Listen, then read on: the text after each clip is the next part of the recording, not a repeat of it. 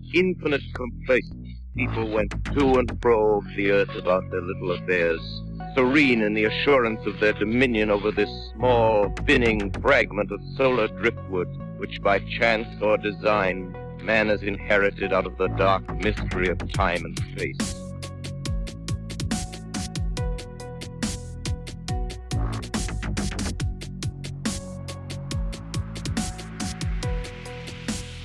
On this episode of Into the Fray, I welcome Eric on with me. And Eric, right out of the gate, I'm going to say, after I say this little intro part, don't tell me anything of the details of what's coming, or because I don't even know the subject matter, which I actually personally love. But you say, yeah, I love it. So you say you stumbled across my podcast via a Reddit post while looking for more information about mines, and that you had a strange encounter in March, right? Absolutely. Can I tell you a specific episode? Absolutely. Yeah, it was the Florida episode of the guy going on spring break, I believe, with the friends, and that kind of strange person that they met on spring break. Are you talking about my buddy Robert? I believe so. Yeah, I believe so. It was a few weeks when I listened to it. That was the first episode I ever listened to of yours. And I was like, oh my God, I got to hit her up and see if I could share my story. Because I was like, it just opened. I was doing research, like you said, on Reddit. Because I was like, whoa. There is something else to this earth. And so I had listened to the podcast to make sure that like there's other things going on. And I got the confirmation. And I was like, oh my God, yeah, I was like, let me hit her up. Okay, now I'm even more excited because the Robert episode. And then I don't know, Eric, if you know this, but there is a follow-up episode where the other person, the gal that saw Robert, she came on later. I can send you that after we're done talking. Yes, please send me that. Yes, because that's what actually made my bones shiver was her reaction. It was like, it was the confirmation that he needed, that he wasn't, because, you know, of course, going through life, people are like, are you sure? Were you high? Do you have any mental? And it's like when you get that confirmation from somebody else that's seen it with their own eyes, it's the spookiest thing ever. So yeah, if you could send me that episode, I would love that. I absolutely will. Yeah, and many a times I have called out because I don't know how much of my show you've listened to, but I don't have a whole lot of experiences like some of the folks that I talk to. But Robert has always stuck in my mind, and I'm thinking, I've always even called out verbally over the quote unquote airwaves, the internet airwaves. Hey, Robert, if you're out there, I'd love to meet you. You know, and then some people are like, really? Would you really? Because he's kind of freaky, you know, to say the least.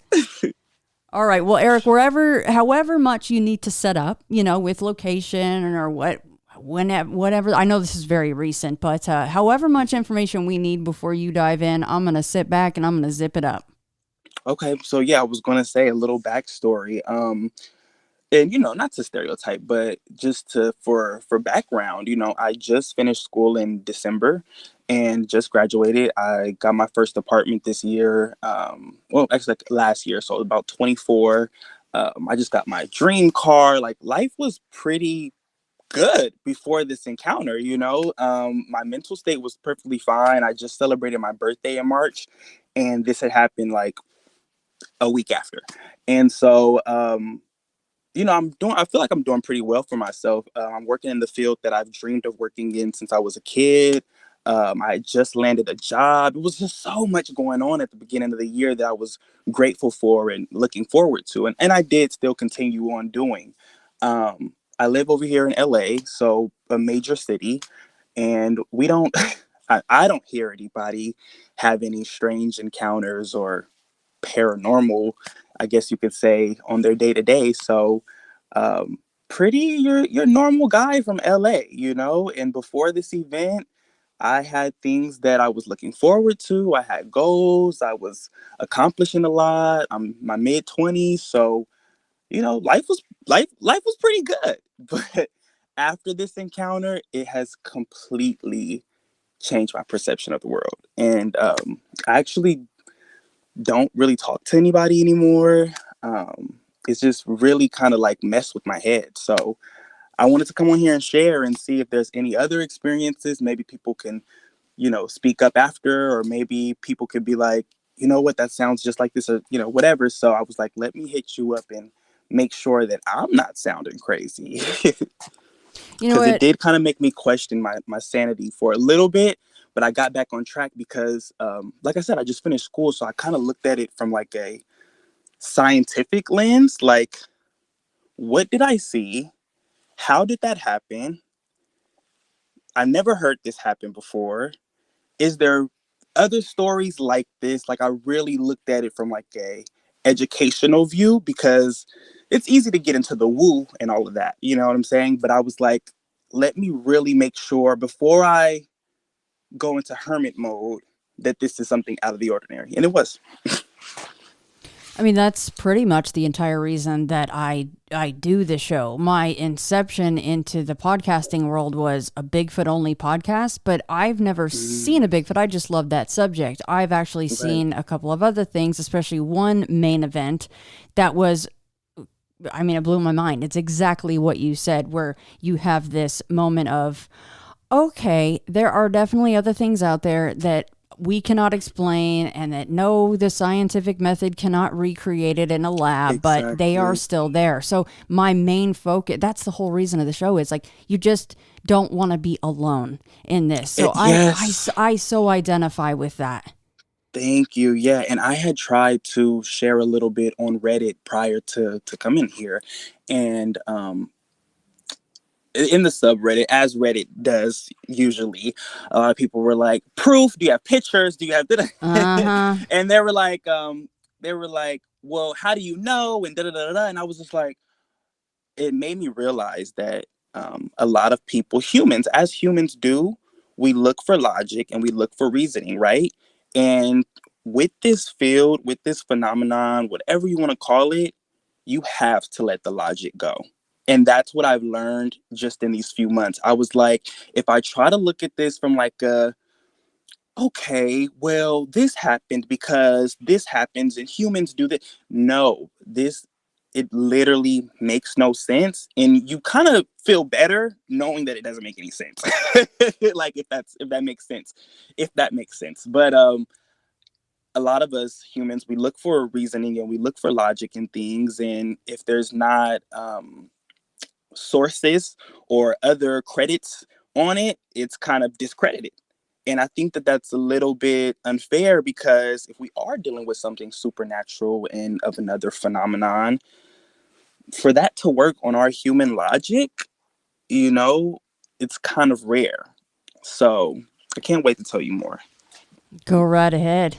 Yeah, so this was a week after my birthday this year, and in my apartment alone, which I love living alone, so it's not like I was scared or anything. I love living alone, and I'm getting ready to see my mother the next day.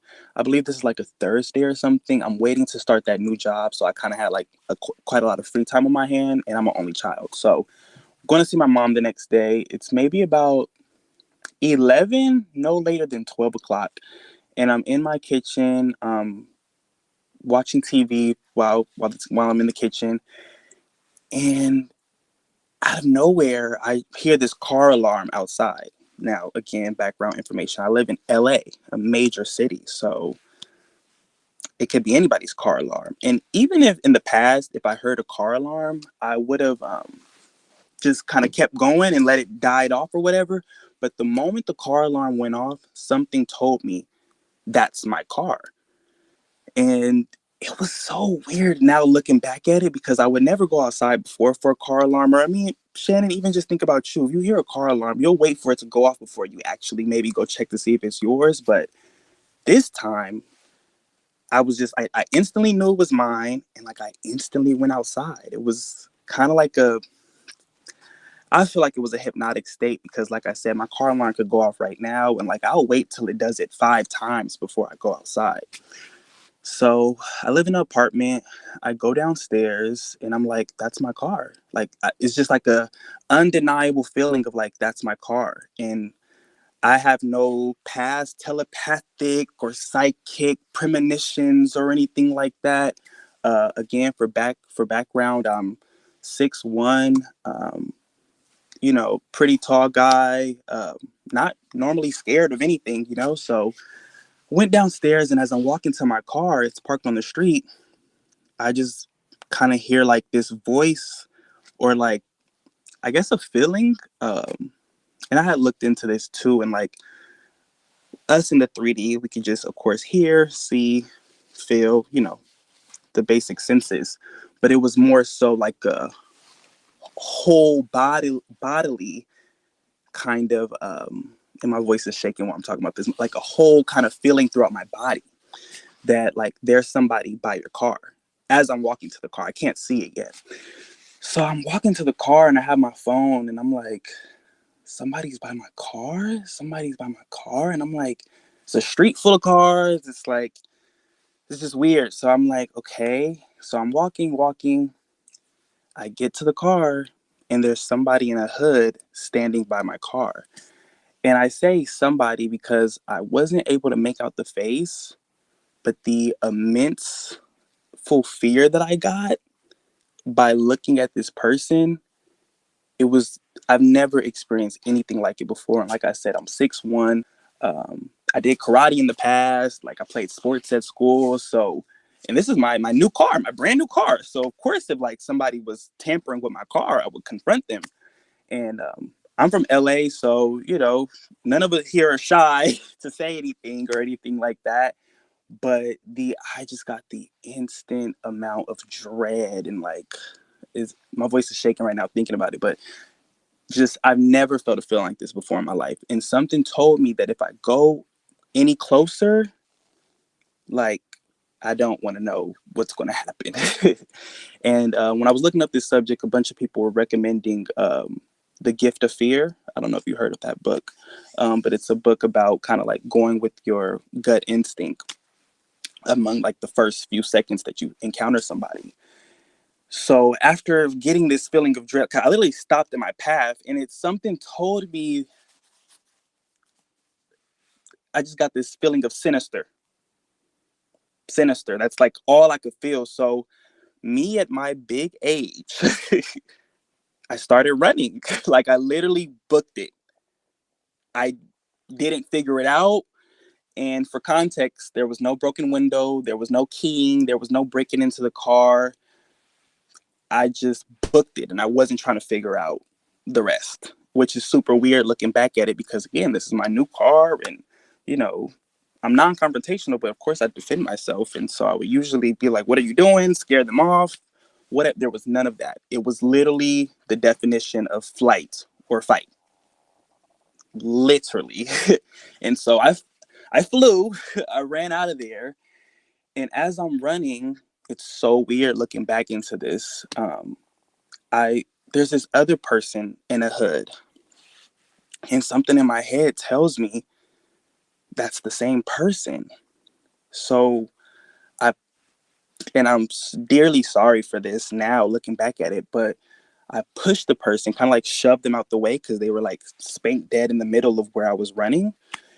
And I hear like kind of like somebody had got pushed, and it sounded like a woman's voice, but again, I'm scared out of my life. So, but this is 12 o'clock at night on a weekday. So I was surprised that I seen two people when usually my street is pretty empty after like 10 or 11. So I pushed this person.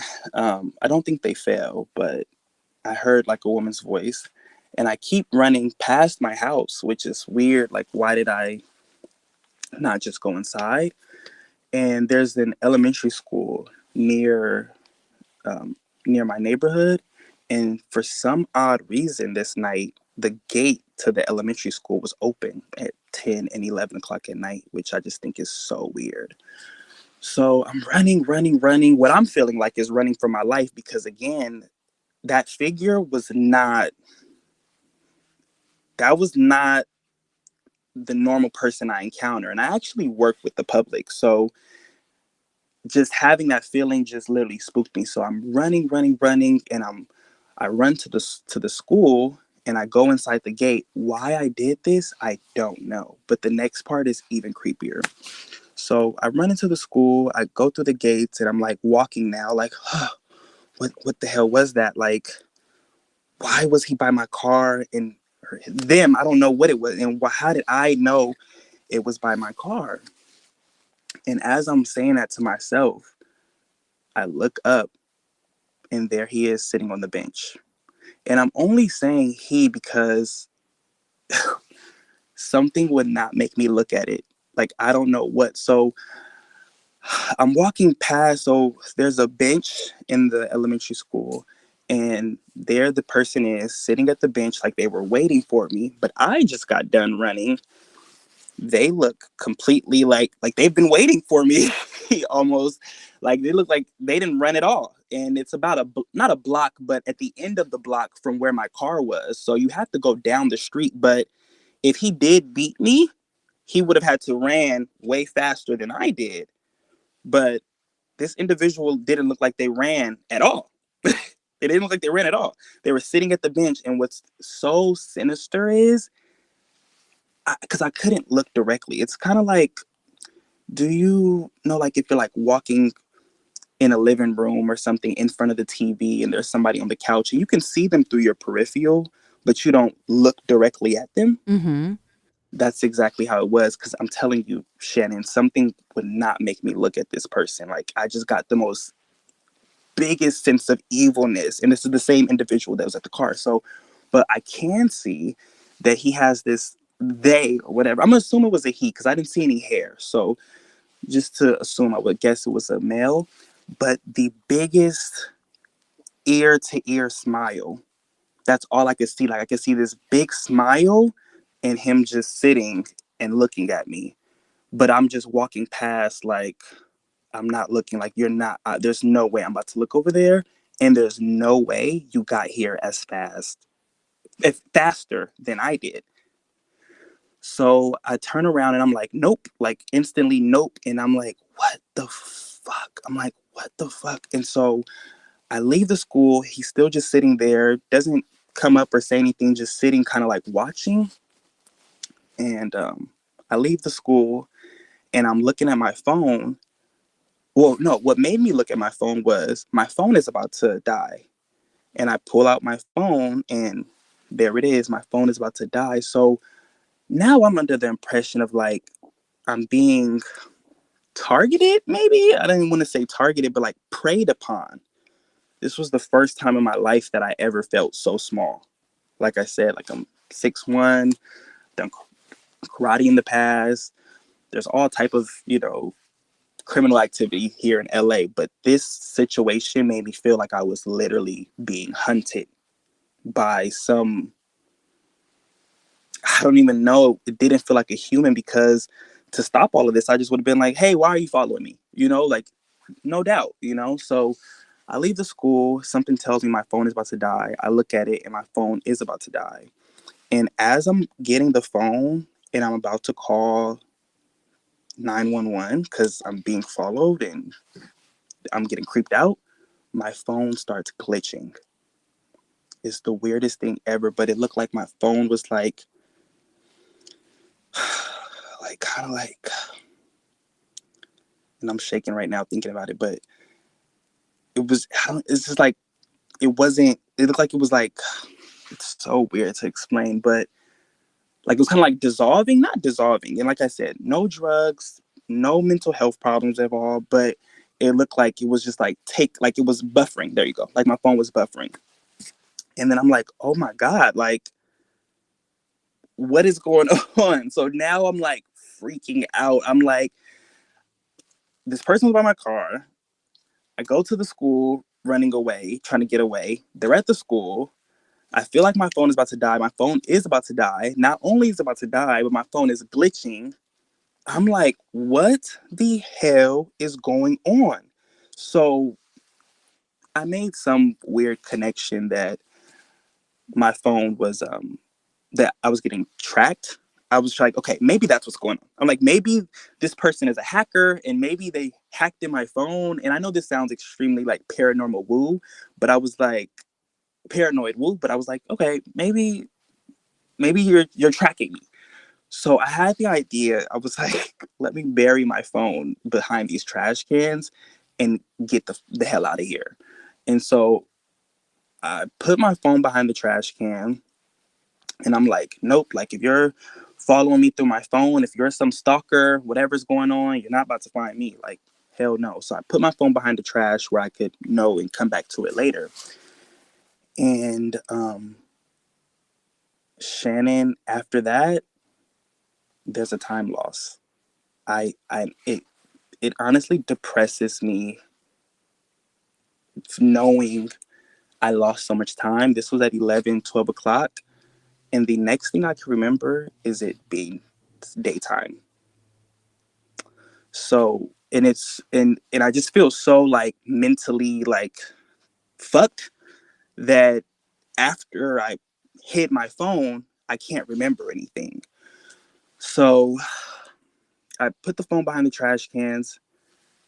There's a gap in the time.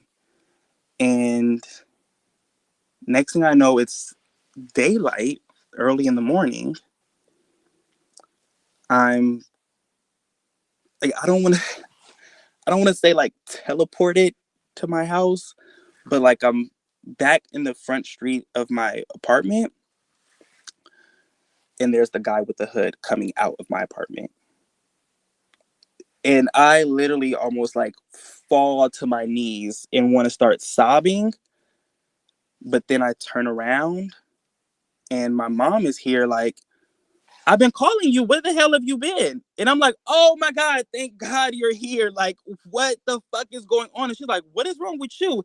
And I'm like, no, like I'm trying to talk, and I'm just completely baffled. I'm just completely baffled. I'm like, how are you here? How is he walking out of my house right now? How is it the morning time already? I'm completely shocked.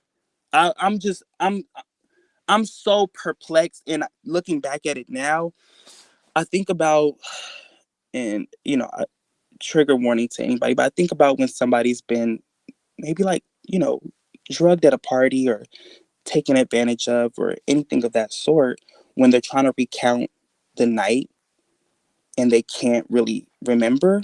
That's the only similarity that I could feel. And like I said, I was at home alone. I wasn't drinking. I wasn't even eating. I believe I was washing dishes when it happened. Nothing of the sort. I was totally at peace at home. And I was brought to my car to start this wild night of adventures. So my mom is like, come to the car. Like, what are you talking about? And I'm like, I don't even think I could talk. And she was trying to have me drink some water. And I'm like, no, like, I don't need any water. Like, what the fuck is going on? But I didn't know what was going on to kind of put it at words. So she's freaking out and she's like, do you need to go to a hospital? Are you okay? I'm like, no, I'm totally fine. And she's like, well, let's go in your house. And I'm like, no, no, no, no. Like, he just came out of the house. And so she's trying to figure out who he is. And I'm like, I don't know. Like, I can't even tell you. I wasn't dating at this time. Um, I'm not even online heavily. Like, there's just no reason for somebody to want to come and get me, I would feel like. And so she's like, take a chill pill, relax, calm down. Like I said, we're at her car parked outside of my apartment. She's like, you don't want to go inside your apartment. And I'm like, no, no, no. Like, I don't want to go inside. And the final part that I'm going to tell you is what scares me the most.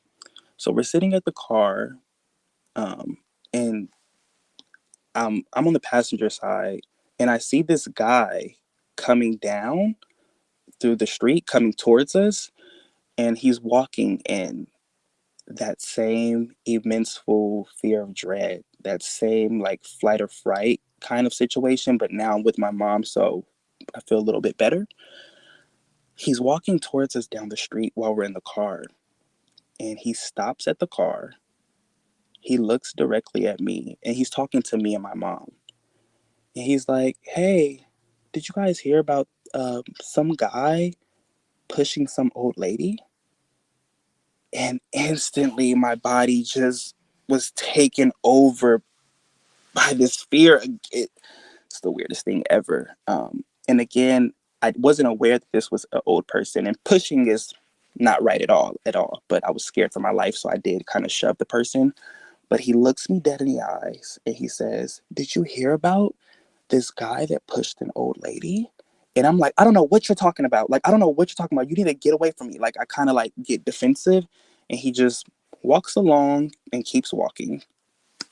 And I'm like, what the fuck is going on?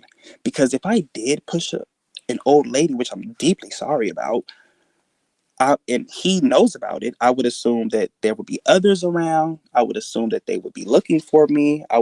Assume I would be detained. If you know that and you're not the old lady, there would have to be others to look for this person. But you're saying it to me as if you knew. And that part creeps me out too. So I believe that's really all, um, from the night that was the most confusing night of my life and the scariest night of my life. And the time gap is still what kind of like freaks me out. Like, because it went from 12 o'clock at night to now all of a sudden it's sunrise, early as 6, late as 7 in the morning. Um, and I have no answers. I have no answers. I've never experienced anything like that in my life. Um, I wasn't even really into supernatural prior to this. The only thing I was interested in before was the alien subreddit, because when the Pentagon started releasing classified information, it kind of like made an interest of mine. So I would kind of like keep up with that a little bit. But I have no idea what that encounter was to this day. And it's kind of changed my life. Holy cow, Eric. Okay, it's actually too bad we aren't on video talking, because half of the time I'm making my millions of notes, I'm covering my mouth with my hand because I am trying to be right there with you, and that is absolutely horrifying. Yeah. So just for a little context, this was in March. I was, if not one of the brightest people you knew, the most funniest persons you knew, people want to go out with me. Totally a guy in his mid 20s that everybody is fond of, and complete 360 since this day. I don't really talk to people. I go to work, I go home, I sleep and repeat. Um, and yeah, it's completely changed my life. And I did try to speak to a best friend about it, and she was like, of course. And I love her so much. This is my best friend since 3rd grade. She asked me, am I sure? And that just kind of changed everything for us. I haven't spoken to her in almost 2 months, and we don't go a day without speaking. But um, it made me feel so much like a prey. Not that I'm scared to go outside because I still have to work and live, but it just made me feel like there's so much more to this world that we don't know about, that I just rather keep to myself. um, and so, in looking back at it, this has been months ago now. Looking back at it, for the life of me, I'm trying to remember where I was for 6 hours. You know, this is this is night owl hours to now sunrise. And I could tell you right now, Shannon, I'm not going to be outside of LA for 6 hours in March when it's probably cold at night. I'm going to take my ass inside. So the fact that after once I buried my phone behind the trash cans, I couldn't remember anything, it deeply haunts me, because I know me and I'm not going to be outside when I have my apartment right there for 6 hours. And then when I am spawned back to my apartment in the front, there's hooded man coming out. And so it just freaks me out. And then once I'm with my mom, who she saw the guy come up to us and ask, did I hear about some guy pushing some old lady, which would presumably be that night. This is 6 hours later. How did you coincidentally walk past? But I got that same feeling of when I saw him at the car. It just made me question reality, and none of it makes sense. I think about this day every day. Every day I think about this day.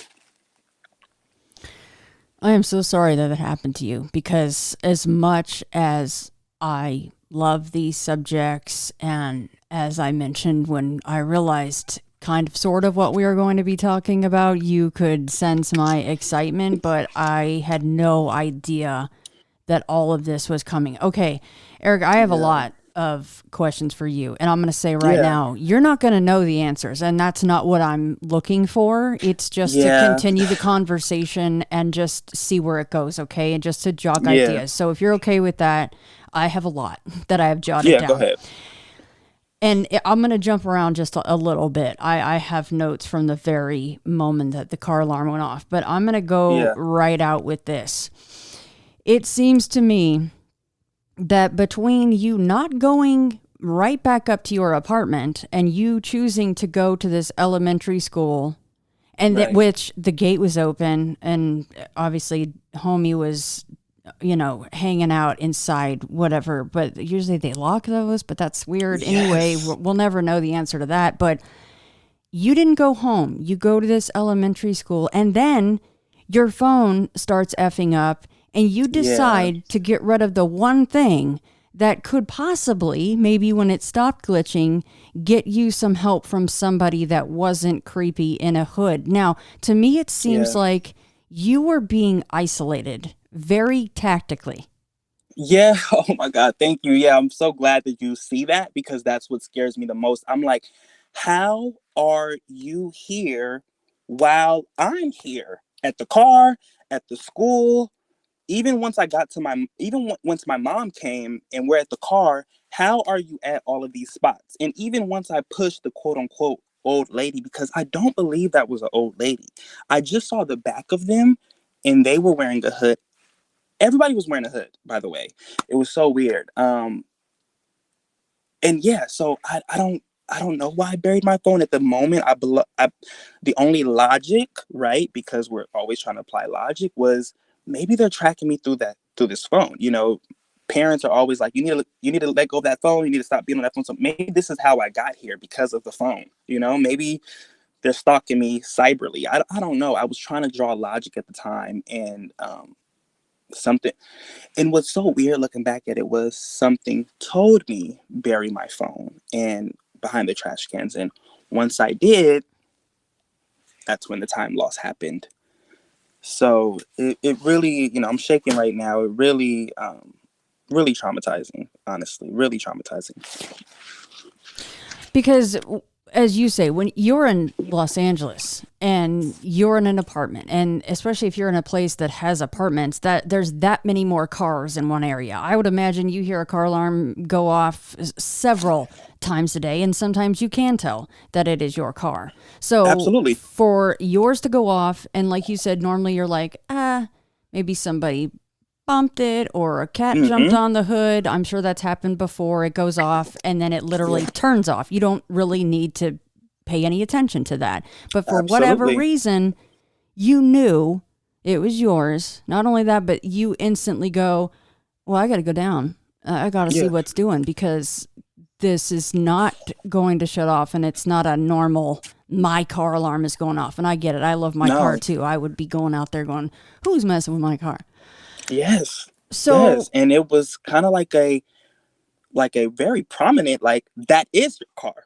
That is your car. And so that's Shannon, I mean, you couldn't get me to go out to a car alarm right now, and it's 11 o'clock in the day over here. You know what I'm saying? Like, it's just not a normal thing. But that night, just like the phone, I don't want to say hypnotizing, because I don't know what was going on, but with the phone and with the car, it was kind of like you're going to do this. You're going to go see that that's your car, and you're going to put your phone behind the trash cans. It was kind of like a definite, like there was no question about it. Implanted thoughts almost. There you go. That's the best way I could put it. Kind of like you're going to go check on your car. You're going to come down to your car right now. You're going to put this phone behind your trash cans. And I, without a second thought, did both of those things, which looking back now, I would have never, I would have never did those things. And isn't it strange? When we're talking about entities like this that can bend things at their will, for lack of a better Yes. term, you would think, and maybe they don't give a crap about this. I'm just saying, if something has powers to implant these kinds of feelings for you to definitely go outside and definitely run to the school and, oh yeah, I'm going to get rid of the only contact with anybody besides my vicinity of me screaming for help, you would think that they would want to not impart this utterly complete feeling of fear and dread in you. I was thinking about this. I was just like, why didn't you just come get me in my sleep? Why didn't you just, like, whatever, right? I'm just thinking, like, why wouldn't you just take advantage? But the only thing that can make sense to me is whatever was going on with this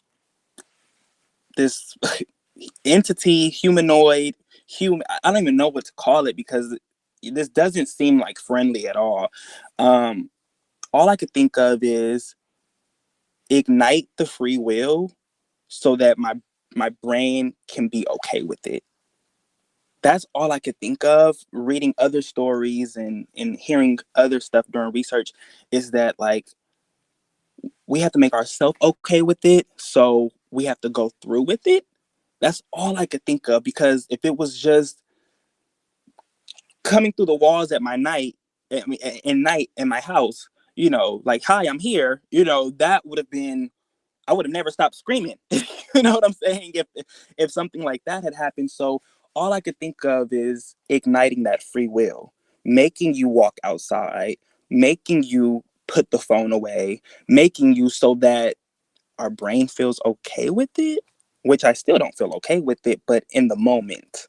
Because if it was just to spawn in my living room, I would have never stopped screaming. I would have probably passed out, So that's the only thing I can think of, is like willingly going through with it so that our brain is okay with it, which still sounds creepy to me. Or maybe there's some law of the universe where they're not allowed to not give you a choice for fight or flight. Maybe the law says that they can do all these up to this point, but you still have your primal instincts intact. Yeah, because did you notice one thing? Nobody was ever chasing me. Yeah, they didn't need to. It's Yeah. that's creepier, to be honest with you. Yeah, it is. It is. Thank you. I used to actually run track, so I would have rather you chased me. Right? I would have rather you chased me than more psychologically. Natural. Yeah, psychologically. And that's what this has been.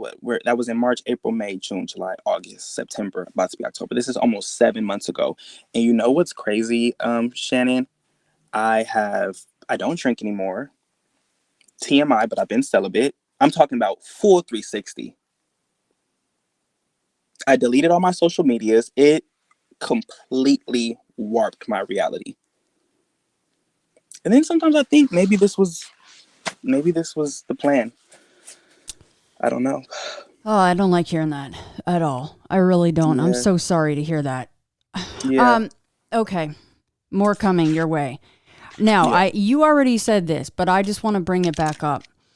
You are nearly 100% sure that the person or man, you're pretty sure it's a man, that the hooded man with the big old smile that was at your car was the same person that you encountered once you went into the schoolyard. I'm 100%, but you know what's crazier? Shannon, I think they're all the same person.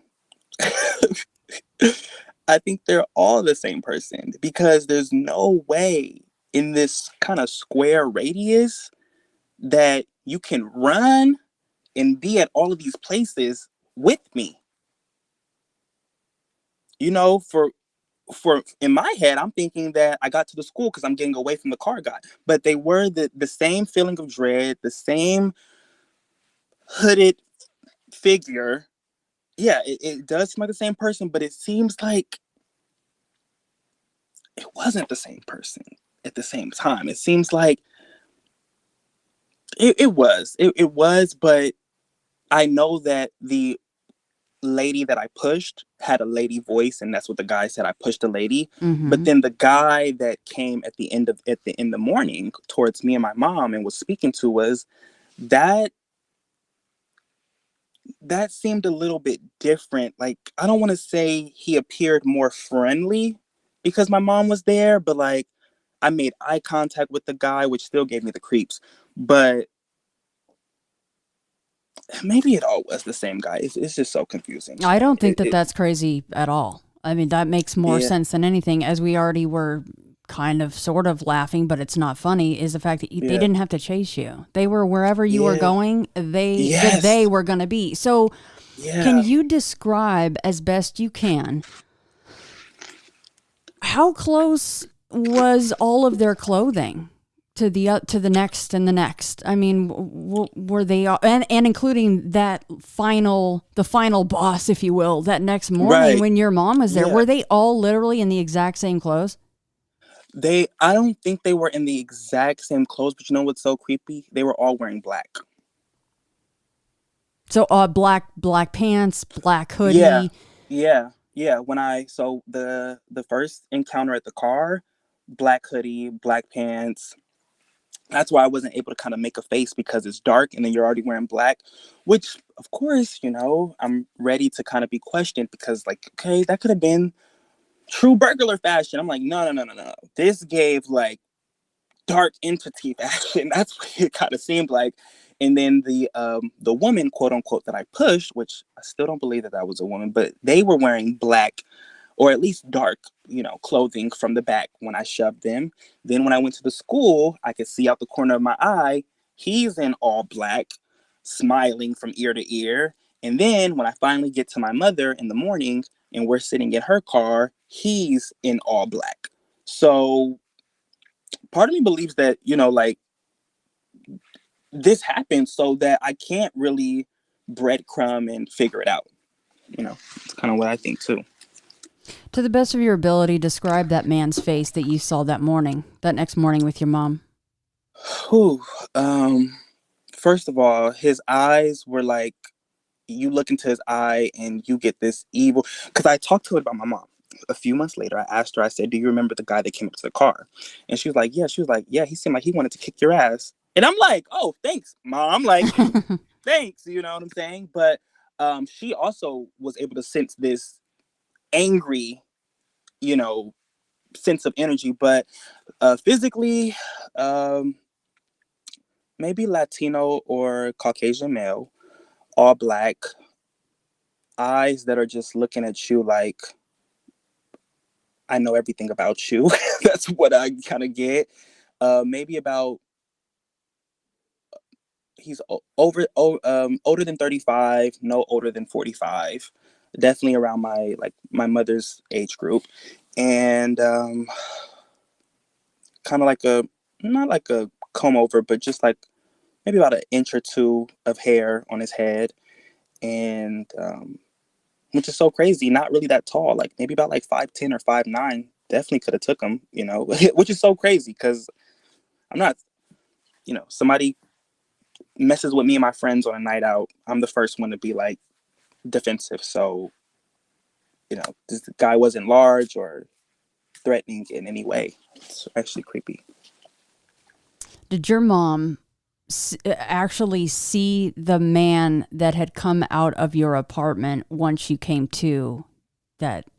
You know what's so funny? And when I asked her about the guy that came up to the car, I said, did you see somebody come out of my apartment? And she was like, I did see somebody at the corner of the street wearing a hood. And she set the hood on her own. So it seemed like once I finally got to her car, she only saw them at the end of the street. Mm. But she didn't see him coming out. So that's what kind of made me more depressed. I'm like, okay, so I'm definitely not mistaken in anything. So my mother saw two of the things as well. So yeah, she said she did see somebody. She's like, I did see, but like, I just figured, it's the morning, they're wearing a hood. My mom is like such the like devil's advocate, she's like, oh, I just figured they were like, la, la, la, la. And I'm like, no, no, no, they're about to eat me. I don't know. So when you saw him coming out of, because I'm trying to picture where you're standing and where this is your apartment, an upstairs apartment then, right? Because I remember you saying you had to go down some Yeah. stairs. Where you're standing, you see him coming out. Would he have had to have walked right by you to then get to this point at the top of the, at the street where then your mother eventually saw him? Like, how would that happen? So what's crazy is my apartment has a gate first. I just seen him coming out the gate. And there's only I live in a duplex, you could actually say. So it's just me and my other neighbor at the bottom. And that was not my neighbor at the bottom. So I just see him coming out the gate, and like I almost fell to my knees. And then I turned around and my mom was there. And then she said later on she did see somebody in a hood a little ways down, like at the corner.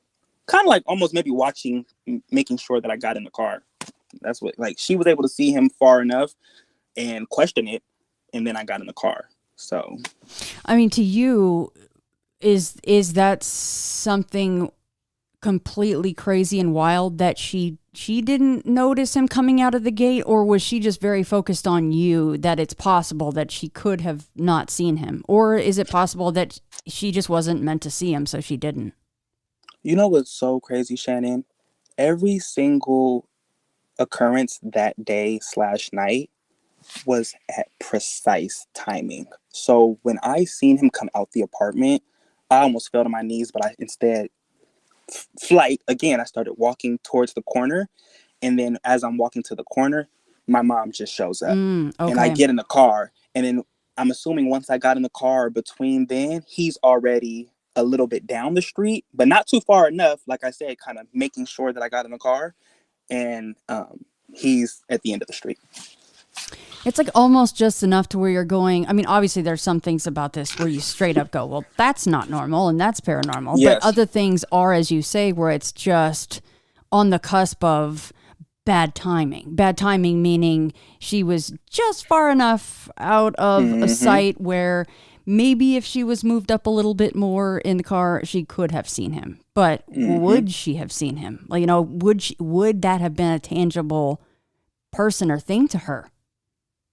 And she knows that, that's my apartment gate. So she would have seen him coming out the gate and me looking scared. But I think as he was coming out and as I was watching him coming out and I turned around to go to the corner, she pulled up at the corner, like right when I was meeting it.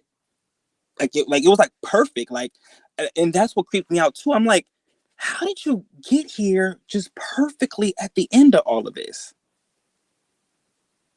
It was so weird. Still was weird. Yeah. So when you left your apartment that night, of course, you're not thinking you're going to be gone all damn night. So you didn't lock the door behind you. So when you go back in the house, is anything moved, taken? Is anything strange? Shannon, no. And that's what psychologically fucked with me. I thought it was a bomb in here. I thought because nothing was visually rearranged, it left me questionless. Like, just, I didn't know, like, it was endless of like what could have been done. And I have a cat. So initially I was making sure she was alive and she was okay, and she was. So thank God for that, but nothing, obviously rearranged or anything. And I feel like that was the most psychological. It kind of left me to answer my own question, or, left me to answer, which I hate. I wish that I would have came back and it was ramsacked and my laptop was missing. I would be like, okay, cool. They did all of this to rob me. Okay, cool. Right. Cool. Thank God, But since everything was left pristine, that made me feel worse. Like, what do you really want? Well, and I have a slight idea of real estate prices, and of course I'm here in Vegas and you're in LA, and I know that LA is not a cheap place to be moving around willy-nilly, and you loved your apartment, but now so much for, because you mentioned the word peace, you felt at peace Yes. there, and now all of that is what was really taken from you, is your peace of mind. I can't imagine that your sleep stayed very normal after this, or every time an alarm goes off on a car, it probably kicks in this PTSD. Oh no, I stayed at my mom's for like a month afterwards. Oh, I forgot to tell you that. Yeah, did? I did. And you want to know what's so creepy? And this is what validated my feelings. I forgot to say this. So I ended up moving to my mom's for just a month because I was questioning going back home at mom. It made me rethink, like, okay, do do I need to be living alone or whatever? They kind of question that for a little bit, but I just really went over there to get away. But while I'm grabbing things and I'm putting them in my mom's car, my neighbor is an elderly lady, like maybe about 65, and I love her to death. And she sees me, going back and forth between the car, taking things to take to my mom's. She calls me while we're on the freeway, and she's like, "Hey, are you okay? I seen you, putting stuff in your mom's car. Like, where are you going?" I was like, "Yeah, I'm fine. I just have to get out that fucking house for a little bit, excuse my language." And I was just like, and she said, "It's okay. Nobody will know what you went through unless they went through it." Mm, And what? I never, yeah, I never, I, I don't know if she's seen my panic state that morning when I was going packing to my mom's, because she couldn't possibly knew the night that I had. There's no way she would have known that. But that just rolled off of her tongue, and I was like, "Thank you," and she was like, "It's okay. Call me if you need anything." Click. So questions upon questions. My I still have no goodness. answers. Yeah. So, and this neighbor is still here. I love her to death. We don't even bring it up. It's so weird. I mean, yeah, that could be a very general pat on your head thing to say, but then again, after what I just heard, that just sounds almost, that hmm just goes the opposite direction for me, to being very specific. Yeah. Yeah. That's weird. Yeah. Yeah. And I never asked her what she meant or anything, but again, that timing was just like perfect timing for you to say that. And my Ha- mom was like, "Who was that?" I was like, "Oh, that was, sweet lady next door." And she was like, "What did she say?" And I was just like, "Nothing." Like I'm trying to forget about the situation, but she again reminded me. How old is she? She's got to be at least 60 to 65. She has a granddaughter. Okay, so Eric, forgive me. Just this is hmm how my mind works. I throw everything that comes to my mind out. God knows, what's doing. But forgive me. What hmm if? What if the old lady that you pushed was your neighbor, and she's somehow something? I'm just saying. I'm sure that has crossed your mind. it did cross my mind because where I shoved the old lady out, the thought of me pushing an old lady really unsettles me. I'm so sorry, but it was near her apartment as well. But um, she would have just told me. We talk every day. I come outside my house. She would have probably told me by then. And then also too, the slight voice that I did hear, it didn't sound like her. And that neighbor is usually always in bed by like 9 or 10. Yeah. Like I remember one time I was locked out at like 10 o'clock and she wasn't even home. I was like, oh my god, like of course she's knocked out, so she's asleep. But it didn't sound like her, and she would have just probably told me because we talk so much in passing. Well, and this woman, hmm we'll just call this thing a woman, or was dressed the same as the man next to your car that was Yeah, giving off this yeah, creepy yeah, vibe too. yeah. My sweet neighbor, she's not in the hood. Yeah, I don't see a lot of older ladies in all black and hoodies and In all a this hood, stuff, yeah, but yeah. But you know what makes me? It really made me that night. Really made me feel that like I don't want to say this entity was teleporting, but like this entity was everywhere I went. You know mm-hmm. what I'm saying? Like I ran from the car and then there's somebody coincidentally in front of my path as I'm running. Then after I push them, I go to the school. there the hooded man is again, smiling from ear to ear, sitting on a bench. And then I lose time and I'm spawned back into the morning. There is that person again coming out my apartment. Then I go to my mom and we're sitting in the car. She's asking me what's wrong. She sees it over my face. She sees it all through my body. This individual comes. It's kind of like, I don't want to say teleportation and I don't want to say using people, but kind of like everywhere all at once. Damn, should I say? Like, this person was everywhere. That's a good description. No, and the word teleport came to my mind as well. Right? I mean, people kind of snicker and they're like, oh, what is this, Star Trek? And we're like, no, but this is the best way to describe what is going on. Yeah. Yeah. Okay. And I had... Go ahead. Oh, go ahead. No, I had found another... I don't know if you heard of Jen. It came across that kind of stories a little bit too. So I'm like, I don't know if this was Jen using people, you know. I just can't wrap my mind around it, Shannon. I can't. Eric, I'm going to throw this out. And again, anything that may be something I tend to throw out there. So a man named David Weatherly, he actually used to live here in town. And he's moved since. I don't know where he's gone. Not that that matters. But he is a paranormal investigator and a prolific author at this point. And he saw an entity. Hold on. I pulled it up. I'm not going to tell like the whole thing. And I do not recall exact details. I'll say that right now. So I only want to throw this out there. It was in... Where was that? I'm sorry. Okay, his book, Strange Intruders. He saw an entity on this back road somewhere in, I think it was North Carolina. And guess what he named that? The Grinning Man. Because he said that it's exactly what you said. This unnaturally large, just ear-to-ear grin that should not have been possible.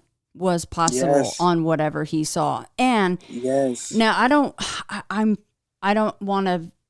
put this into stone. I want to say that he saw it twice on the road, but I might be imparting something else I'm about to tell you.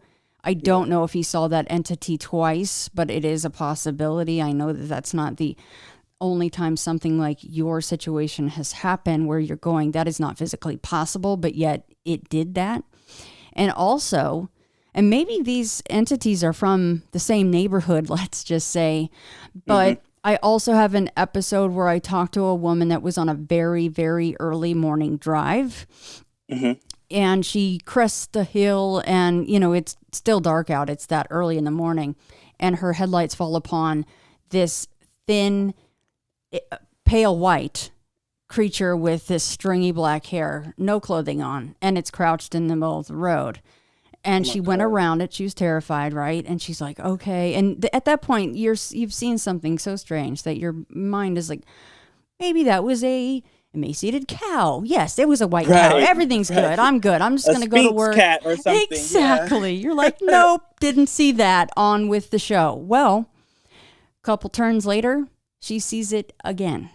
And and just like you, she had no doubt in her mind it was the exact same thing. She's like, I don't know how, because sure, if there's one, there could be two, but she knew, just like you've said, she knew somehow in her heart and in her mind and in her gut, it was the exact same thing. And she said, it was not possible. She goes, at that point, I was like flying because I was terrified and you tend to drive a little faster, you know.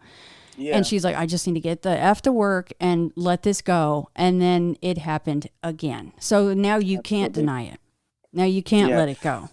So I don't... You know what's weird about that is that night it felt timeless on top of the loss of time. But I started to believe that what if whatever is going on down here at Earth with this coexistence of beings, what if they're able... You know, I know you hear about different animals who don't sense time and, you know, whatever. But what if it's the same things with these beings where, like, I'm thinking it's taking me 3 minutes to reach the end of the block.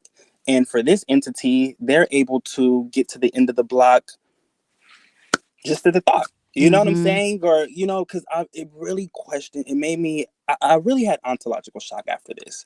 I felt like my old way of thinking and my old way of living and my old understanding of the universe was just completely, because all of these coincidences and feeling of dread just changed everything. But what if these individuals, let's just say, don't operate on the same time that we do? So it would make sense. Before you left the apartment to go with your mom, did you go back and get your phone? Oh yeah, that's what's so funny. My mom was like, "Let's drive you to where you buried this phone," and it was just up the street. But of course, walking it felt like forever. And I went behind the trash cans. Like she's like, "You did all of this," which made her kind of raise an eyebrow. She was like, "You did all of this to hide the, like, you must have really seen something." And I'm like, hell yeah. And so she did come with me. She was like, yeah, you're definitely gonna need your phone. Like, I don't know what you thought burying your phone was gonna do. And I was like, girl, I didn't know if they were tracking me through the phone, or I didn't know. So I wasn't trying to figure it out. And I knew I put it in a landmarks place, so I knew that I would find it. But So that drive, that instinct to bury the phone was instantaneous. You just knew that's what you had to do. You had the pull and the draw to not just toss it away, but bury it. Yeah, and you know what's crazy? The loss of time was directly after that. After burying that phone, I don't remember anything. All I remember is being in front of my house and seeing him come out of it. And it being sunshine, because I'm like, I would not be spending the night outside. I mean, just think how crazy that sounds to an adult who has an apartment they're paying bills for.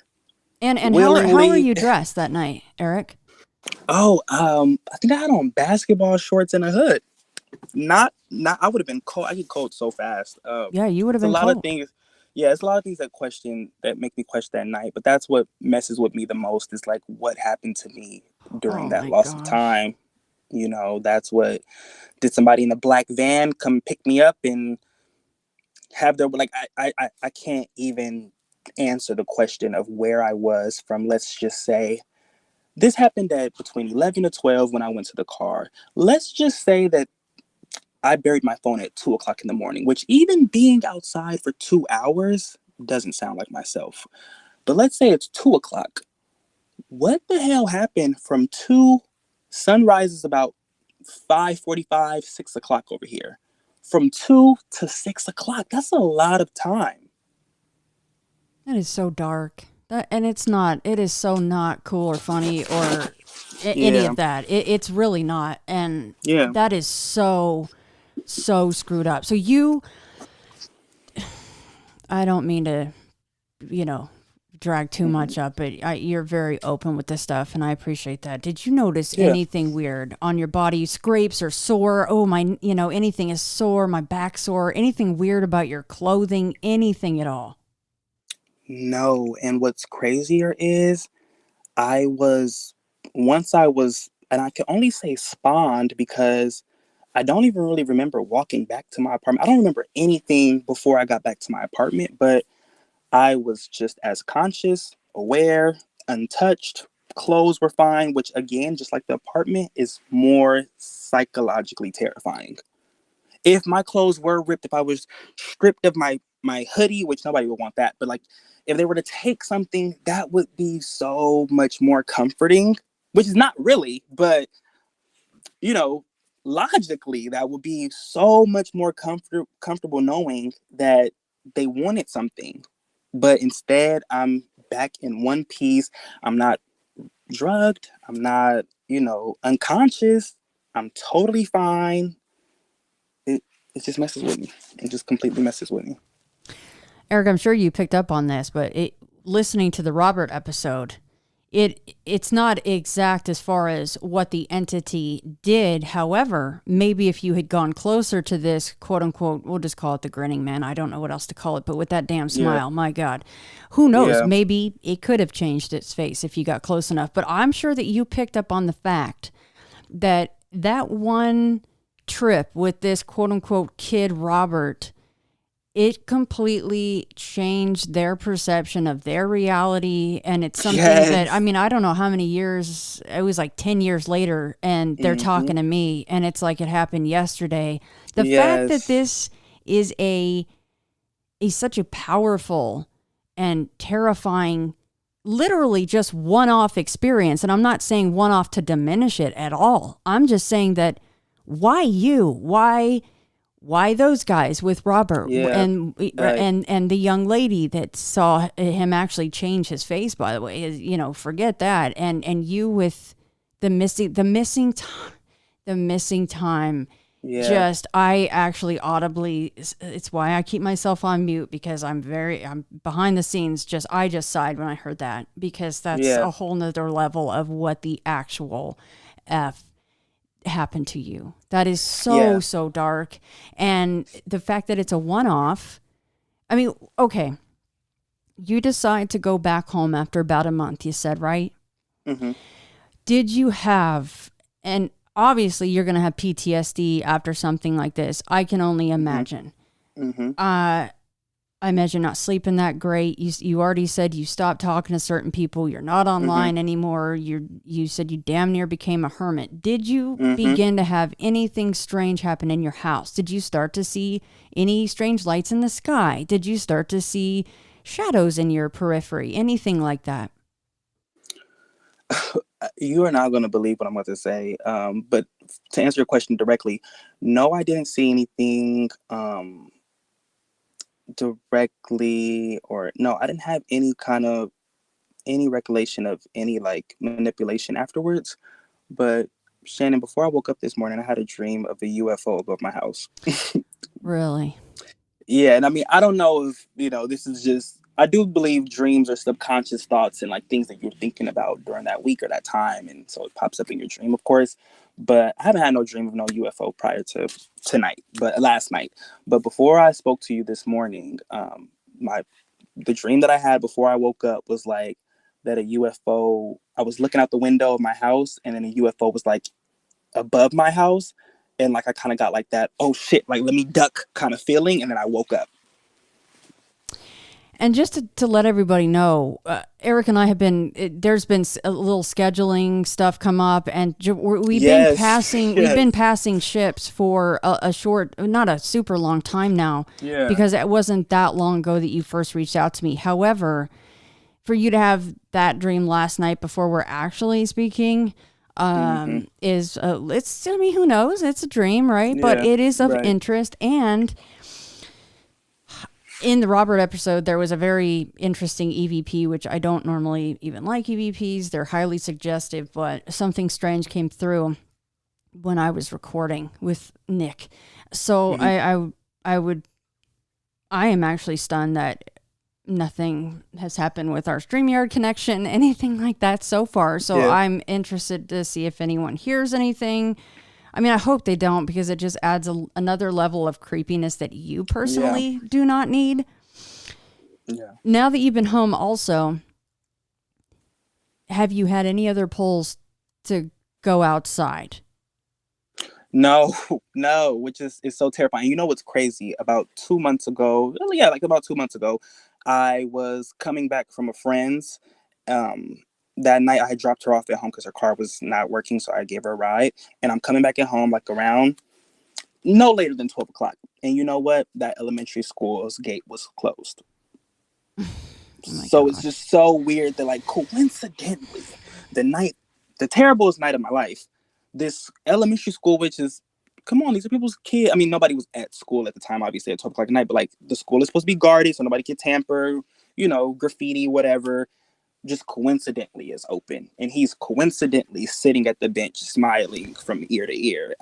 But to answer your question before about the Robert episode and it kind of like changing their reality, afterwards, years afterwards, I'm gonna go with whatever is going on here on earth, and whoever is in the know, we are simply not ready for it. And I know a lot of people of this phenomenon hate that answer, but I'm talking about, I only listened to the same songs for about 3 months. I gained weight. I was avoiding eye contact. I did the same thing every day I'm just now a little bit starting to go out of my shell. Like I just sent my friend this farmer's market that's coming up, and even that is not remotely close to what I was doing before. But I'm just now a little bit starting to feel okay. But it's always in the back of my mind. It's like, who is walking amongst us and we have no idea of what. And that's the true nature of Earth. You never know who did something messed up the night before, but what is walking amongst us, should I say? And I don't think we're ready. I I am don't so think we're ready. sorry. I just want to drive to LA and just give you a big hug. I really do, Thank because you. Yeah. Yeah. I mean, really, Eric, when you stop and think about it and how much your life has been altered, don't you just Mm-hmm. sometimes go, what am I supposed to get out of this? Like, why me? What the Yeah. hell did you do that to me for? Yeah. It does. That's how I felt. That's the initial how I felt afterwards. Like, why me? Why me? Um, just so much, so many questions, how, you know what I'm saying? Like, this is somebody that never had telepathic messaging before. How did you summon me to my car in the first place? Like, it's just so Yeah. weird, you know. It did change for the better a little bit, I guess. Like I said, I've stopped drinking, um no longer a part of like hookup culture. It just kind of made me want to always be aware. Like, it kind of made me want to always be like sober and aware of what's going on, and like keeping an eye on everything, because I know there's something more that can happen. I think it should be my last question, but I always say that and something else comes to my mind. But just winding up here, something else that Mm-hmm. came up, and I know that it was late at night and it was cold, and it's not so weird if there wasn't. But do you recall having the sense that there was any other normal person around when all by the time you walked out of your apartment to the time that you saw your mother? Do you recall being aware of any other normal human being? And what's crazy is that from the time that I walked out to the time that I see my mom, it all felt like ghost town. It felt like time was not around. It felt like the most twilightest zone. I mean, right, walking around at 12 o'clock at night, it's probably not going to feel the most normal, but it definitely didn't feel like anything that I've experienced in my 25 years of living ever. It felt like I was the only person awake. It felt like I was being hunted. It felt like 1 minute felt like 1,000 minutes, but then an hour can feel like 1 minute. It just felt like a standstill. But I didn't see anybody as well, because then I would have asked for help. I would have been like, hey, I am getting chased. That would be the only way that I can explain it. And what's crazy is not even physically chased. I'm getting like psychologically chased. So no, I didn't see anybody, which is so creepy. The only people that I seen gave off this sense of dread that I don't even want to go near them. And the only person that I talked to until once I met my mom was the guy that was walking, who seemed like a way toned down version of what I saw that night. It felt like, let me appear friendly because his mom is here. But even she said she got a sense of like he wanted to kick my ass, like a sense of like danger. So no. Well, and it's very taunting what he did because, oh, did you guys hear that some guy, and knowing that he's looking at Mm-hmm. you with this like menacing Mm-hmm. stare, some guy pushed an Mm-hmm. old lady, and you're Mm-hmm. like, well, yeah, I'm the some guy, but what? And you just went through realizing that you have hours of missing time. You buried your phone. You're in the face Mm-hmm. of all these freaky ass people. And then it's daylight. You're with your mother. You would think that it would Mm-hmm. be over, but it wasn't. No, yeah, and what I was telling my best friend, because she's not remotely into supernatural phenomenon, and she was like, "What happened? Like, what happened?" And I'm like, first of all, you don't want to know. Second of all, I can't even really freaking tell you what happened, because but I said it's the type of shit that makes you want to call your mom and just stay with her all fucking night. And it was. But even once I was with my mom, it didn't. I mean, I felt a little bit safer because there was two of us, sure, but the sense of feeling he was giving off, I was still able to feel it with my mom. And she felt it too, just in a little toned down. She thought like, yeah, whatever old lady he's talking about, he was really mad. And I'm like, no, you don't understand. There's no way he can know about the old lady because because there was nobody there. There's so many things. Like every single step of it is like every single step is. Yeah. Yeah. Did your phone you go before? Yeah. Oh, sorry. You know what it felt like? I don't know if you remember playing video games, like way when like PlayStation was new, but like you would play any game, like whether it's Sonic or Crash or whatever, and you're able to shift between characters. Like you're able to press L2 and then you could be like, you could be like Daisy, then you could be Mario, then you could be Luigi or whatever. It felt like that's what was going on, but it all still felt like the same person. Yeah, it's a really good way to describe that, and horrifying at the same time. Yeah. Eric, did your phone, after you dug it up, did it function normally after that?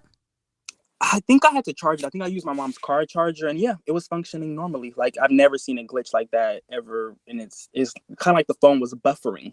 Like the whole phone? The whole screen, regular iPhone is like the whole screen interface was just buffering almost, like it wouldn't let me make a call. Like it was like not allowing. And so that was the most terrifying night of my life. I still don't really have an answer. I've seen similar stuff online, but they don't have an answer neither. I can confidently say, like being an experiencer of some sort, that the true nature we are just really not ready for. And that night proved it to me, because I've always asked myself, like, classic, why don't the aliens just land on the front lawn of the White House, and say hello? And, or why don't, shapeshifters just say, hey, I'm a shapeshifter or whatever, like I've always had those questions, like, what's the big cover up? But whatever, because I used to have this theory that when I first got into the UFO topic, back when the classified files were released, I'm like, there's more to Earth, this is not just no floating rock that we evolved on. Like there's more to Earth. Like there's coincidences, there's premonitions, there's sidekicks, right? There's, angel encounters of how people got pulled when they're about to get hit from a car. Like there's something else, right? And that kind of like answered my question a little bit. Like, yes, there is something else, and no, we're not ready. You know what I'm saying? No, we're not ready. And I'm saying that only because, let's just say that was some telepathic or whatever that summoned me out the house. What else is possible with the mind? So this is not me continually bringing up my own show, and I don't mean to do that, and this might actually freak you out more than the Grinning Man. But these are trends, these are trends that, I look for. I'm like, let me make sure that there's other encounters of this sort. And you're right, on the show and online, there are these trends of these supernatural occurrences. Absolutely. So check this out, and I'll send you this one too. Beyond the second Robert episode, it's episode 85, and it's titled An Unfounded Call. So it was way back, so God knows what the audio sounds like. I apologize in advance, but it was, at the time, he was, not the time we talked, he was an ex-deputy sheriff at the time that we talked, but when this event occurred, he was a deputy sheriff. There was an abandoned house that kept getting 911 calls. And when people go out and it's an abandoned place, there's nobody there, they go check it out. It's called an unfounded call. Well, a call comes in. He goes to the house. He's looking through the sliding glass door, I believe that it was. and he sees a shadow going up the stairs. He goes, oh shit, it's not an unfounded call this time. There is someone, probably squatting, whatever. Right, He right. he goes in and he goes upstairs, and in the corner of one of the rooms is I think it was, don't quote me, it's been a while since I've listened to this even, but 7 to 8 foot tall shadow being in the corner. Mm. And then he has hours and hours of missing time. He wakes up in his squad car with his radio just blowing up, and everyone's like, where the F are you? Get on your radio. What the hell is going on? Where you been? Oh my God. Yes, Eric. And Yes. what's so funny is I love that when stuff like this happens, it's somebody usually like pretty in a good state of mind. Yep. They got work going for them. They're your total mundane person doing mundane things, and they have this, even like in another trend is it's always somewhere comfortable, like whether they're spawned back into the car or right in front of their apartment like I was or whatever, but it's always like here's home, like Right. we know you're comfortable here, Yeah, like, oh no, you're good. Nothing happened to yeah, you. Just nothing to see versus here.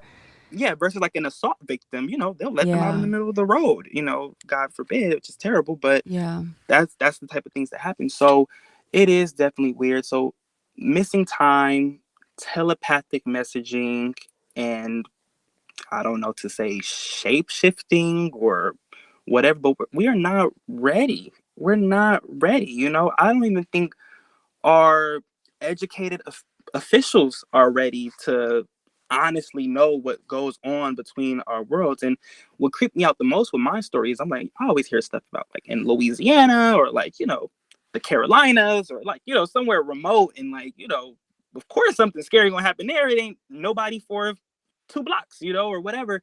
But with me living in LA, I'm like, it just spooked me to the core. It just spooked me to the core, and I can't really explain it to anybody who hasn't heard countless stories like you Yeah. have. Trying to explain it to my childhood best friend who we've only been in LA our whole lives and never had anything like this happen. I'm like, I want to tell you, but I can't even tell you. Do you know if, and we don't have to get into your family or anything, but do you know of anybody in your family that, stories are passed down from grandma or anything like that in your family? What's so funny, and I should have probably elaborated more between what me and my mom were talking about at my time and going back home, but this is maybe about some time had passed from when this original experience had happened.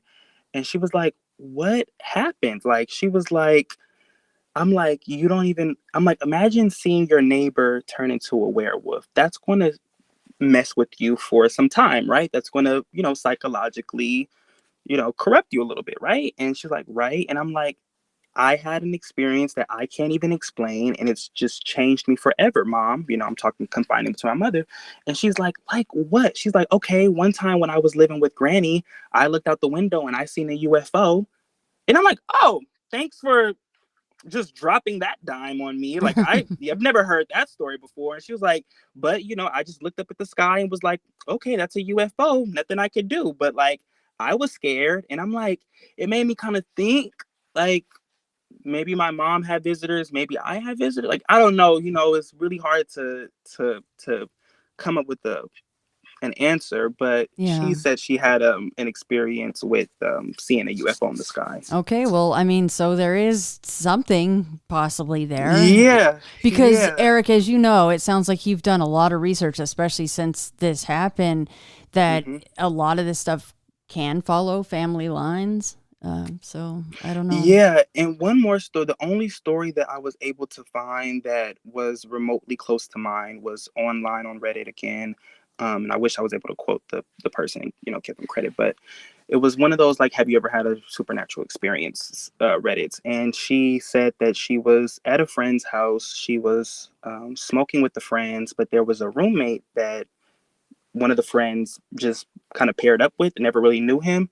And as they were smoking, and people discredit this because they were smoking, she said that her friends froze.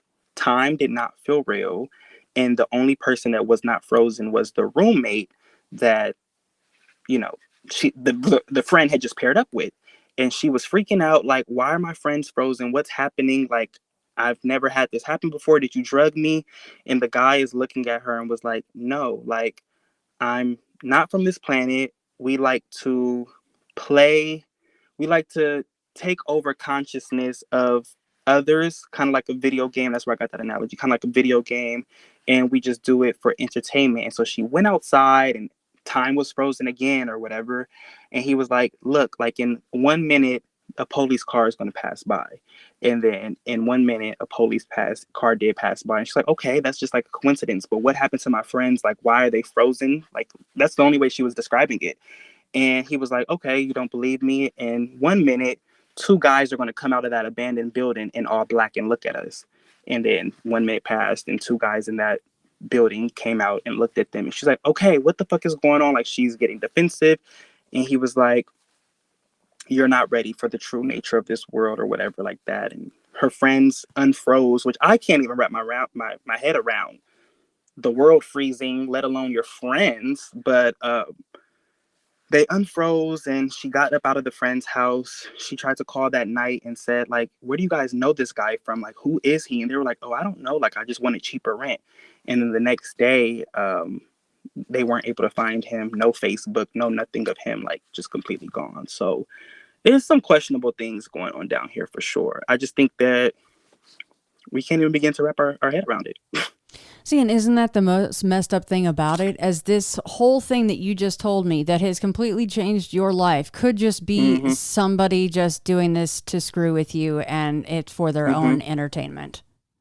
Yes, and not to get explicit or triggering, but I literally feel mentally raped. That's the only comparison I could put. And I'm sorry for trigger warning, but that's the only comparison I could put to this is I feel mentally raped. I feel like my mind was taken advantage of. My time was taken advantage of. What I was seeing and my loss of time, it's just like a whole lot. It shivered. I didn't watch TV for months. I listened to like only a 10-song playlist for months. I didn't talk to anybody. I got a new phone number. I've actually gained a little bit of weight because all I was doing was coming home and eating. Like I wasn't moving around. So I kind of gained like 15 pounds.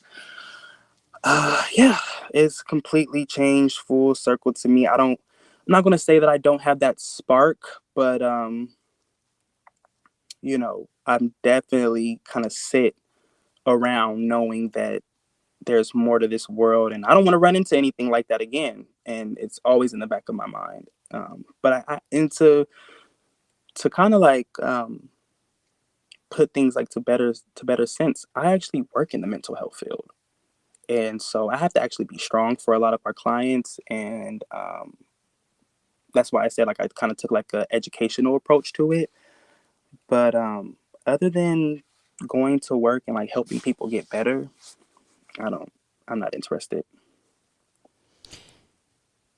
Here I go. Sorry, I thought it was the last question. We're getting there. I promise. I'm so sorry. You're good. I have all the time. You're good. Do you think that woman was, for lack of a better term, it's a very loose term, but just everyone just go with me. Do you think that woman was quote unquote placed there so that your path may have been to your apartment, but now you push this woman and now you're going off now to the elementary school?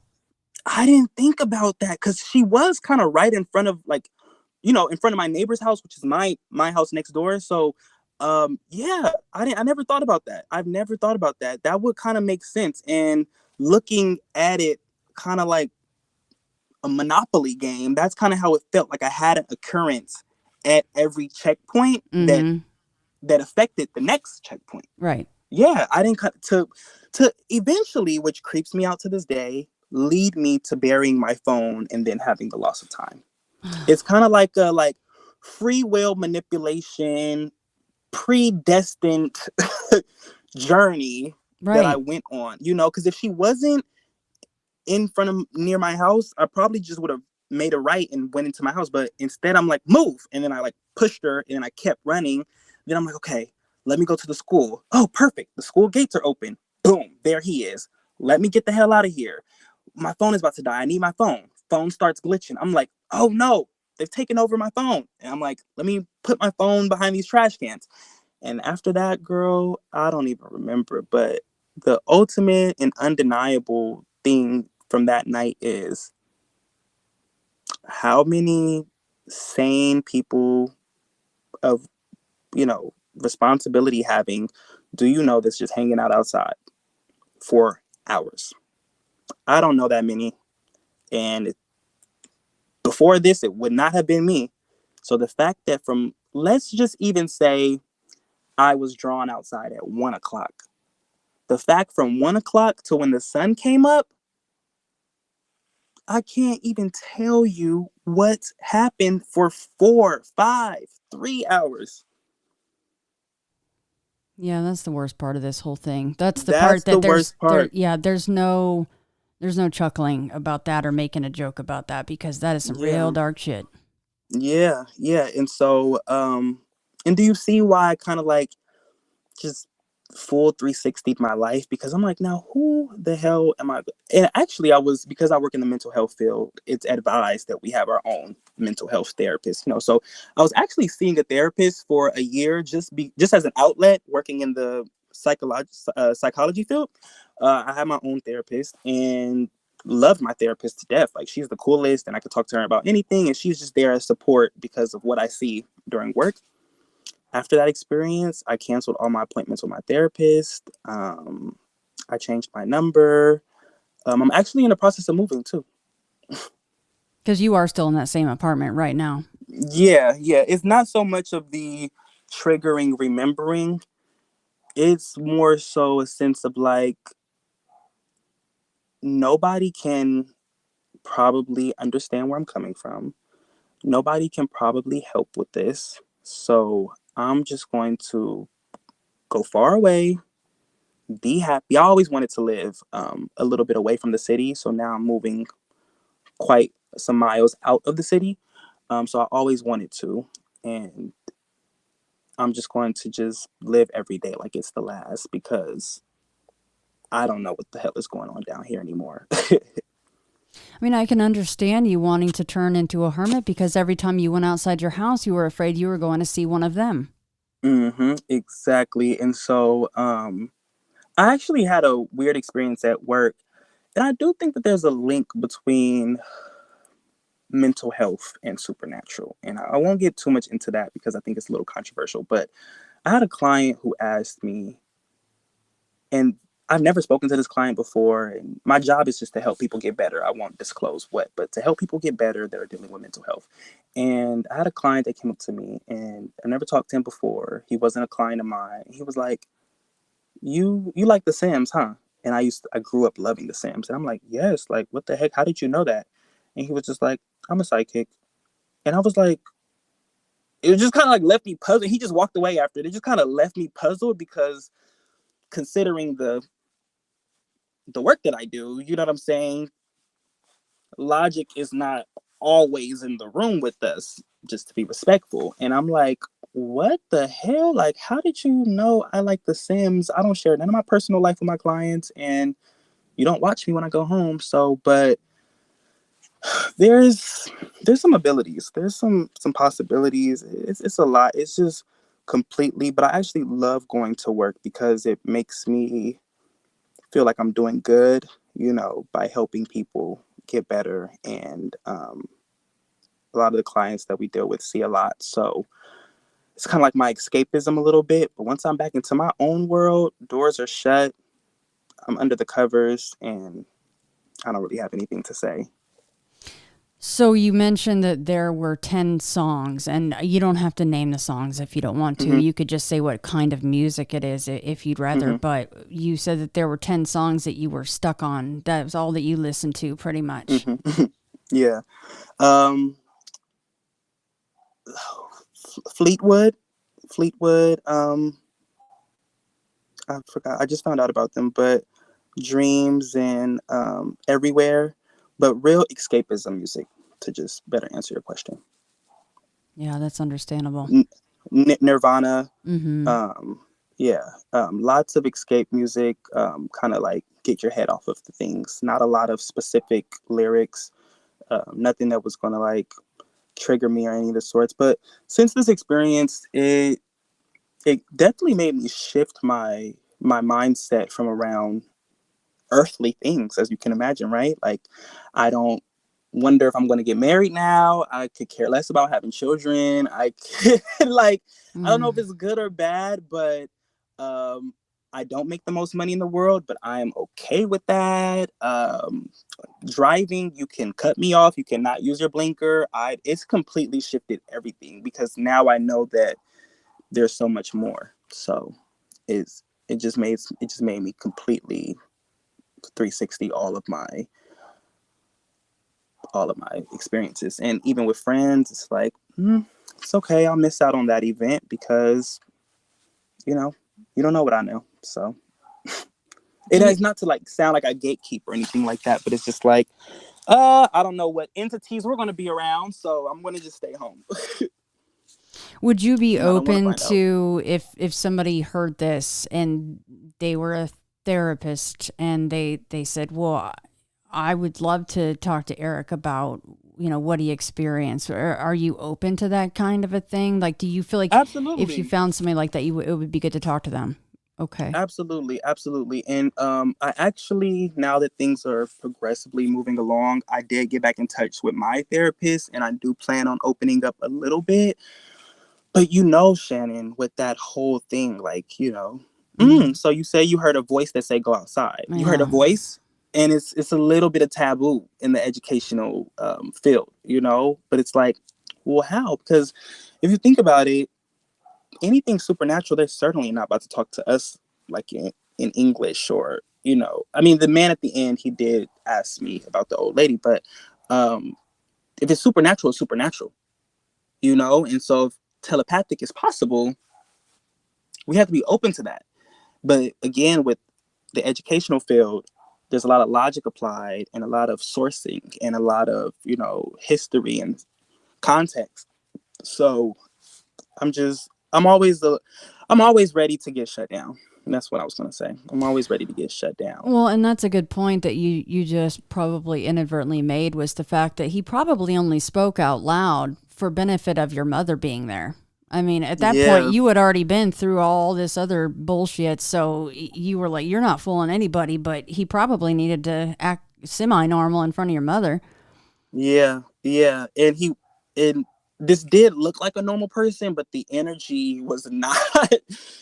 This is somebody that's walking down the street that ain't supposed to know me. But why is my mother getting the sense that he want to kick my ass, and why am I feeling like I want to get the hell up out of here? And this guy is radiating evil energy. So again, he did to the naked eye did look pretty normal, and he was speaking normal, but the energy that was coming off that guy did not feel normal at all. And Well, after I said no, I don't know what you're talking about, get away from me, just walked away like, I know. It just like walked away, not no have a nice day, not no sorry to bother you too, miss. It how did you know to stop in front of our car and ask me? It just completely fucks with yeah, me, to the Shannon. person that actually did it. And he knew Yeah, that. He knew that you did yeah, that. yeah. There was nobody else outside at the time. And I'm just thinking about it that let's say this guy was walking, that happened at 1 o'clock at night. It's 6 in the morning now. So you just there would have been cops looking for me. There would have been him looking like, there would have been a lot of logic applied to that scenario. But coincidentally, after this missing time, you come up to the car and know to stop at our car. The whole thing it I, just f- fucks with me. I feel like that man, and let's just assume it's the same dude that was Mm-hmm. playing with you all night. I feel like that next morning, that was the cherry on top to say to you, Eric, just in case you wanted to pass all this off in your mind as you slept Mm-hmm. walk and you had a Yes, yes, weird dream. Oh no, yes, dude, you're gonna make sure you are awake sitting with yeah. your mother in the daytime the next morning, and I'm gonna walk Mm-hmm. right the F up to you and talk to you, and you're gonna look at me and have that same horrible feeling and know that I'm not normal Mm-hmm. and all that shit happened. Mm-hmm. It's definitely a wanting to make sure that none of this is no coincidence. Yeah. That's what the whole that's what that whole night is was that this is no coincidence. I am probably not your average Joe. Those encounters were not with the average male or woman, quote on to say, because there was one lady but I'm like, maybe this person was able to shift into all these people and go into different places. I can't physically wrap my head around it, but I know that I remember having this feeling of afterwards, like, you got, like, I hardly go on Reddit. Like I said, I'm not really online, but I kind of have this, like, dust my hands kind of feeling, like, you guys got it. The supernatural, y'all got it. Y'all won. No more questions for me. No more theories for me. I'm good. You guys got it. And especially after the Robert episode, I got the confirmation too. I was like, yep, there's something going on here. You guys got it. I'll just go to work and go home. Don't have to worry about me. I'm not a threat, you know? I'm so sorry that all that happened to you. It's okay. It's something that I will never forget. And I won't say change my life for the better, because I really do miss my old life, you know, before I knew what I know now.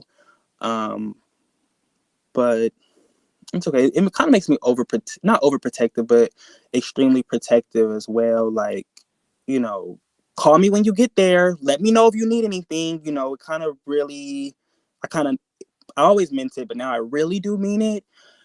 And then too, it kind of lets me have this kind of like, go ahead, have your fun without me, you know, with everybody. Like, I want you guys to live your life not knowing. You know, I told one of my friends, she was like, because at that time I had just shut my phone off, and she was like, I knew something was wrong because my birthday was coming up and you were nowhere to be found. So I called your mom. And I was like, no, I know, girl, but like, you don't even want to know what I saw. And she was like, that's all I got to hear. Like, you know, she kind of accepted it. And so this is the one friend that I'm still talking to, because she accepts that I went through something that I can't explain to you. And I probably can't protect you from. And, you know, and I won't go in depth.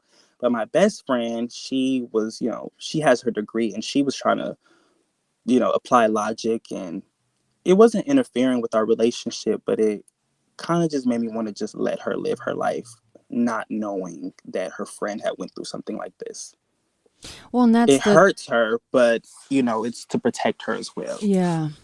Well, and that's the problem, because whether you're talking to your best friend or to this therapist that you want to begin to talk to again, this whole thing starts off with something that isn't logical, and then every step after that doesn't fit into a normal box. Every single step, and it really does seem like you were targeted, and the whole thing did seem planned, and you are going, why the did you do this to me?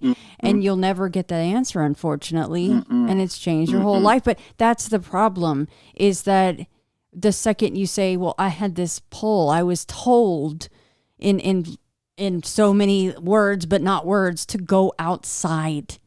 And then the second that comes out, they're like, well, what do you mean? Like, what do you, who told you? Someone told you. Heard a voice? Yeah, like, someone's in the house? Yeah. No, you're not understanding. And you go, no. And you're going, I'm just starting this. Like, there's more to come. And then you just get shut down. So. Yeah. And that's why I had to throw a little context in there that, like, I was at the height of my career, my life. I just finished school. I'm in my own place. I got my new car. I'm starting my job soon, helping people, which is what I've always wanted to do since I was in junior high. You know, my parents have 2 kids that got education, got good jobs. Like, I'm feeling pretty great about myself. So to think that I would voluntarily make this up, it's not an insult. I could get how people wouldn't be able to follow, you know? You know what, Eric, what you just said makes me think of something that sounds extremely woo. And you use that term too, which I love. So high five. But, you know, people get like weird about this stuff. But can I just say that what you just said about where your life was at that point, it sounds like, and again, this sounds really like granola woo, but that you were yourself happy and vibrating at a really high level. So maybe that made Yeah. you into this beacon for these assholes, or that one, if it's just one asshole, Jin or whatever entity from the Yeah. fifth dimension, to go, you know what? He looks fun. Eric Yeah. looks fun to me.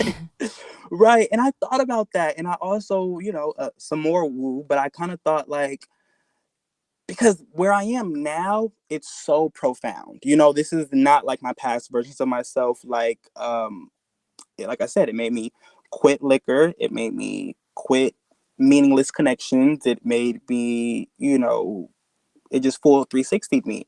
And I do think that after some time, I will be able to vibrate higher still with, this new information that I have now. And so part of me thinks was like, was this for my own good in the eyes of the other dimensional beings, or like, the woo that we talk about? Like, was this kind of for my own good, or was I, vulnerable to these, negative energies or whatever? So I have thought about that. And I plan to fight through it just on my own. Yeah. Totally different approach than what I've been doing things, and with a total different lens. So I do think it was some reason. Yes, I do. I do think it was some reason, because amongst my friend group and everything, like a lot of the stuff that I'm into and that I, believe and question, and, was more than the average. Not to say that I'm better than anybody, but it was kind of like, okay, he's questioning these things, and he's able to still go out and help others. And he's, like, I think I would be a good scout for, for, looking at it now. I think, yeah, super duper, yeah. Well, I cannot thank you enough for being willing to come on, Of and course. I'm glad that we finally touched base. And can I just say before we get off that there was also some weird stuff about my emails not getting to you, which is weird because once they go Yeah. through, they shouldn't go to, sometimes my emails will go to spam because it's Shannon at Into the Fray Radio, and computers just go, well, you're freaking weird. We're going to put this in spam, which I understand. So I want to, once we get off, I want to give you another way to contact me. Okay. So that doesn't happen again, because if somebody gets in touch with me, and I want you and I to stay in touch, by the way. Yeah. If someone gets in touch, like you said in the beginning, please, like if you have any similar experience to what Eric has said today, or what you heard on the Robert episode, or what that ex-deputy sheriff said on 85. It's so important just to share these experiences so that you're not weird, you're not alone, and you're not alone. Like that's the biggest thing. That is the blaring message, is you are not alone. You're not the only one that is going through this kind of stuff. Yeah. Life Because that's changing. definitely how I felt. Yeah, Shannon, I definitely was like a little hesitant, but I was like, okay, I heard the Robert episode, so there's other stories similar, so I think I'll be okay. But there was always this feeling in the back of my head that like I may sound like woo or crazy, and that I'm gonna be honest too, like, will there be retaliation? You know what I'm saying? But at this point, let's just do it. Let's go. Okay, You know what I'm saying? that's why I didn't want to. You said it, so I didn't want to say it and freak you out. Yeah. But you might have heard me say it even on the Robert episode. Once Mm-hmm. people tell their entire thing in one fell swoop to me, even after it's just recorded and not aired, shit can go down. And I hope to God that does not happen. But you already said Yeah. it, so that's why I want to make sure to get you another way to contact me so that we are in touch. Because let's face it, there are people out there that could help even remotely if things get really weird. But anyhow, I don't want to freak you out any more than No, it's total. It's a total. I'm totally aware, and it's just the truth. It's just my truth. You know what I'm saying? And I think I'll be fine because I don't have an answer. I definitely don't. I definitely don't know what the hell happened. All I could do is share and maybe draw some connections. But it's real. I've been sweating the whole time we've been talking. You did a wonderful job. It took me so long to get through my personal encounter without, doing the gulping and you're breathing a little heavier than normal. And it's because it puts you right back there. So yeah, you did an incredible job. Well, Eric, Absolutely. thank you so Of course. very much for all the time today. And Yeah, of you and course. I will stay in touch.